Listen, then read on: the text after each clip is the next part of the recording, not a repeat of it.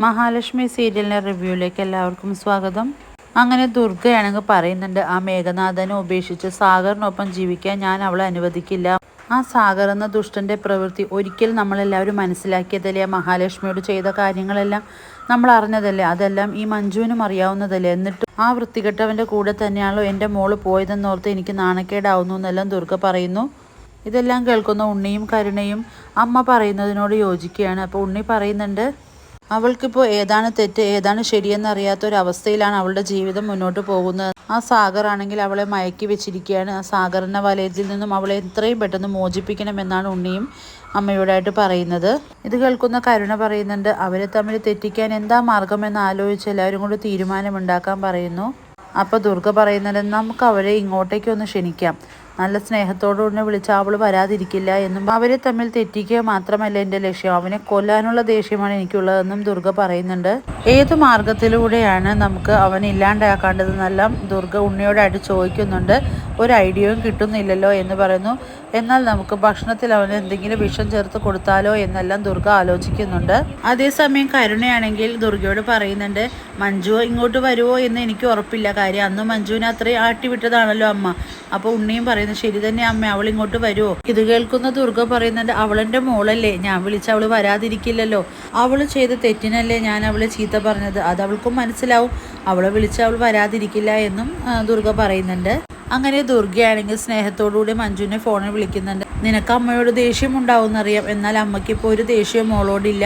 മോളും സാഗറും കൂടി കമലേശ്വരം വീട്ടിലേക്ക് വരണമെന്ന് അമ്മയുടെ ആഗ്രഹമാണ്. അതുകൊണ്ട് നാളെ തന്നെ നിങ്ങൾ വരണമെന്നും പറഞ്ഞ് മഞ്ജു ആണെങ്കിൽ അമ്മയുടെ വിളി കേൾക്കുന്നതോട് ഒരു അലിവ് തോന്നുന്നുണ്ട്. അങ്ങനെ മഞ്ജുവും വരാൻ തയ്യാറാകുന്നു. ഫോണെല്ലാം വെച്ച ശേഷം സാഗറിനോടായിട്ട് മഞ്ജു പറയുന്നുണ്ട്, അമ്മയ്ക്കിപ്പോൾ എന്താ പെട്ടെന്നൊരു സ്നേഹം തോന്നി എന്നെ വിളിച്ചു. അമ്മ വിളിച്ചപ്പോൾ വരില്ല എന്ന് പറയാൻ എനിക്കും കഴിഞ്ഞില്ല സാഗറേട്ടാ. ഇതിലെന്തെങ്കിലും ഒരു കുരുക്കുണ്ടാവോ എന്നെല്ലാം സാഗറിനോടായിട്ട് ചോദിക്കുന്നുണ്ട് മഞ്ജു. സാഗർ പറയുന്നുണ്ട്, പെറ്റമ്മയല്ലേ, ഒരിക്കലും അങ്ങനെ ഒരു നെറുകേട് കാണിക്കില്ല. നിന്നോട് അമ്മയ്ക്കുള്ള ദേഷ്യം മാറിയിട്ടുണ്ടാവും, അതുകൊണ്ട് തന്നെയായിരിക്കും അമ്മ നിന്നെ വിളിച്ചതും എന്നും. അമ്മയ്ക്ക് ഇഷ്ടമില്ലാത്ത ആളെയല്ലേ നീ വിവാഹം കഴിച്ചത്, അതുകൊണ്ട് തന്നെ അമ്മ ഇങ്ങനെയെല്ലാം നിന്നോട് ദേഷ്യപ്പെട്ടത്. എന്നാൽ ആ ദേഷ്യമൊക്കെ മാറിയല്ലോ. എന്തായാലും നമുക്ക് നാളെ തന്നെ കമലേശ്വരം വീട്ടിലേക്ക് ഒന്ന് പോവാമെന്ന് സാഗറും മഞ്ജുവിനോട് പറയുന്നു.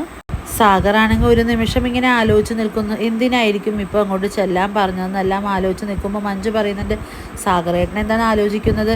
അല്ല, പെട്ടെന്ന് അങ്ങോട്ട് ചെല്ലാൻ പറഞ്ഞപ്പോൾ ഒരു മനസ്സിൻ്റെ ഉള്ളിൽ ഒരു പേടി തോന്നിക്കുന്നുണ്ടെന്നെല്ലാം സാഗർ പറയുന്നു. അപ്പോൾ മഞ്ജു പറയുന്നു, സാഗറേട്ടന് ഇഷ്ടമില്ലെങ്കിൽ പിന്നെ പോവാനൊന്നും നിൽക്കണ്ട, എനിക്ക് സാഗറിൻ്റെ ഇഷ്ടം മാത്രം ഇപ്പോൾ നോക്കിയാൽ മതിയല്ലോ.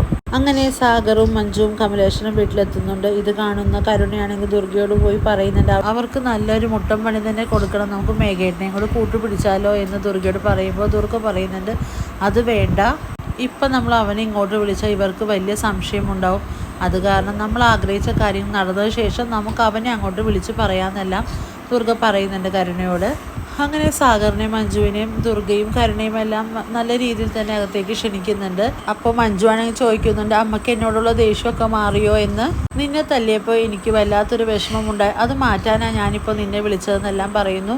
ദുർഗയാണ് സാഗറിനോട് ചോദിക്കുന്നുണ്ട്, എന്താ സാഗറെ സുഖമല്ലേ, ഒന്നും മിണ്ടാണ്ട് നിൽക്കുന്നത് എന്താണെന്നെല്ലാം ചോദിക്കുന്നുണ്ട്. സാഗർ ചോദിക്കുന്നതിനെല്ലാം മറുപടി നൽകുന്നുണ്ട്. പിന്നീട് മഞ്ജു ചോദിക്കുന്നുണ്ട്, അല്ലമ്മ ഏട്ടനും ഇവിടെ ഇല്ലേ എന്ന് ചോദിക്കുന്നു. അപ്പോൾ കരുണ പറയുന്നുണ്ട്, അവർ പുറത്തു പോയിരിക്കുക, അവരിവിടെ ഇല്ല എന്നും പറയുന്നു. അങ്ങനെ കരുണയാണെങ്കിൽ എല്ലാവർക്കും പായസമെല്ലാം കൊണ്ടുവന്ന് കൊടുക്കുന്നുണ്ട്. കൂട്ടത്തിൽ സാഗറിനോടായിട്ട് എടുത്തു പറയുന്നുണ്ട്, ദുർഗ കുടിക്കും മോനെ പായസം, കുടിച്ചോളം, ഇന്ന് അമ്മ ഉണ്ടാക്കിയതാണോ എന്നെല്ലാം സാഗർ ചോദിക്കുന്നുണ്ട്. അതെ, ഞാൻ ഉണ്ടാക്കിയ പായസമാണ്, കരുണയ്ക്ക് പായസം വളരെ ഇഷ്ടമാണ്, അപ്പോൾ അങ്ങനെ ഉണ്ടാക്കിയതാണെന്നെല്ലാം പറയുന്നു. നിർബന്ധിച്ച് കുടിക്കാനെല്ലാം പറയുന്നുണ്ട് ദുർഗ. അങ്ങനെ സാഗർ ആണെങ്കിൽ ആ പായസം സ്നേഹത്തോടുകൂടി തന്നതല്ലേ എന്ന് പറഞ്ഞ് കുടിക്കുകയും ചെയ്യുന്നുണ്ട്. ഈ റിവ്യൂ ഇഷ്ടമാവുകയാണെങ്കിൽ ലൈക്ക് ചെയ്യുക, സബ്സ്ക്രൈബ് ചെയ്യുക.